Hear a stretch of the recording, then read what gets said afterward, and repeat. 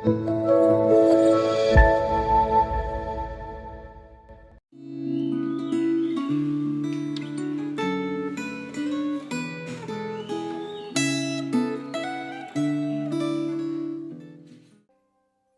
saudara, kita akan mendengarkan dan merenungkan firman Tuhan bersama-sama.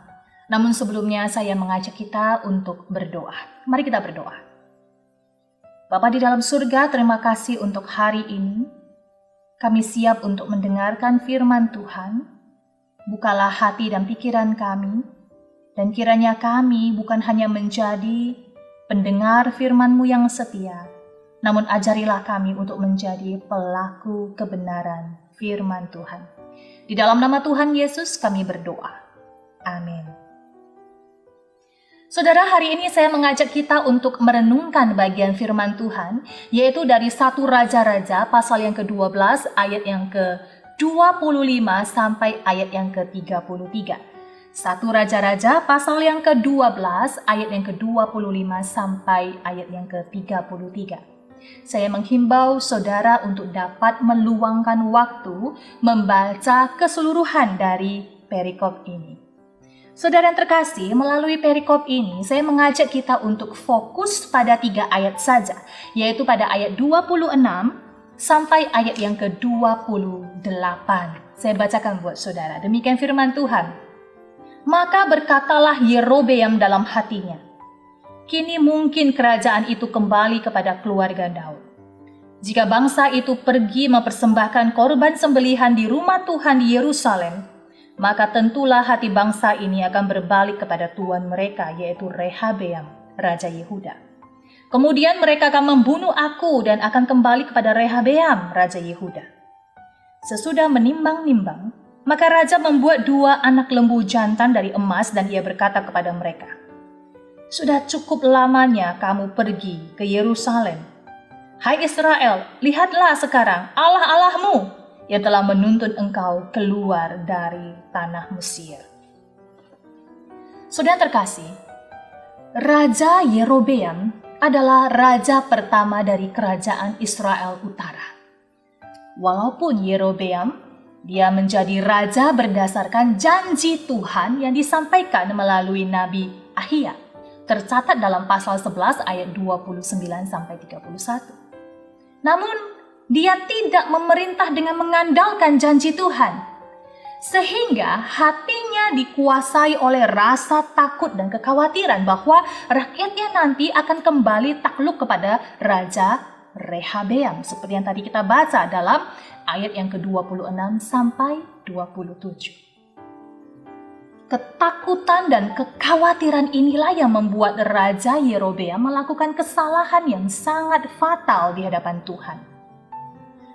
Dia memikirkan kepentingan dirinya supaya dia tetap berkuasa sebagai raja. Saudara terkasih, kesalahan fatal apa yang diperbuat oleh Raja Yerobeam? Kita bisa temukan dalam ayat yang ke-29 sampai ayat yang ke-33. Dan Alkitab mencatat, Raja Yerobeam membuat patung berhala untuk disembah oleh rakyatnya, yaitu orang-orang Israel. Dia membuat kuil-kuil di atas bukit-bukit pengorbanan dan mengangkat imam-imam bukan dari suku Lewi. Raja Yerobeam juga menentukan suatu hari raya khusus bagi orang Israel, seakan-akan suatu hari raya tandingan yang berbeda. Dan Raja Yerobeam naik ke tempat mezbah pengorbanan, dan dia sendirilah yang melakukan pembakaran korban persembahan. Saudara yang terkasih, apa yang dilakukan Raja Yerobeam tentulah tidak memperkenankan hati Tuhan. Dia memilih kebesaran, kepentingan, dan kehormatan bagi dirinya daripada kesetiaan kepada Allah. Dia bahkan tidak segan-segan saudara, dia memalsukan Tuhan dan menyesatkan umat Tuhan. Karena dia takut kehilangan jabatan dan seluruh kelimpahan hidupnya sebagai seorang raja. Namun sayang, dia tidak takut kehilangan penyertaan dan berkat dari Tuhan Allah yang sejati dalam hidupnya. Saudara, saya mengajak kita untuk merefleksikan bagian firman Tuhan hari ini. Bagaimana kondisi hati dan iman saudara hari ini? Apakah Tuhan segalanya bagi saudara? Ketika diperhadapkan dengan pilihan, manakah yang saudara pilih? Kepentingan diri sendiri, kesenangan diri sendiri, kehormatan bagi diri sendiri, ataukah kehadiran Tuhan dan kemuliaan Tuhan di dalam hidup saudara yang saudara pilih?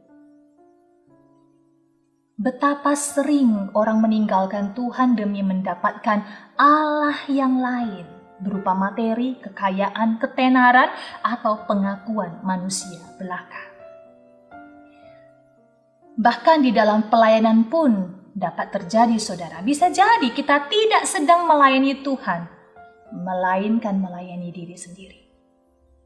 Mungkin saja kita mencari jabatan, pengakuan, dan hormat melalui suatu pelayanan yang dipercayakan bagi kita. Siapakah yang kita muliakan? Tuhankah yang kita muliakan atau diri kita sendiri? Siapakah yang terbesar di dalam hidup kita? Diri kitakah atau Tuhan? Saudara yang terkasih, kiranya firman Tuhan hari ini menolong kita untuk membenahi hidup kita di hadapan Tuhan. Saudara, mari kita berdoa. Terima kasih Bapa di surga. Jikalau firman-Mu hari ini boleh menegur kami, Tuhan, tolong supaya kami sungguh hidup di dalam kebenaran firman Tuhan. Biarlah firman Tuhan hari ini boleh membenahi hidup kami, mengoreksi hidup kami. Di dalam nama Tuhan Yesus kami berdoa. Amin. Tuhan Yesus memberkati.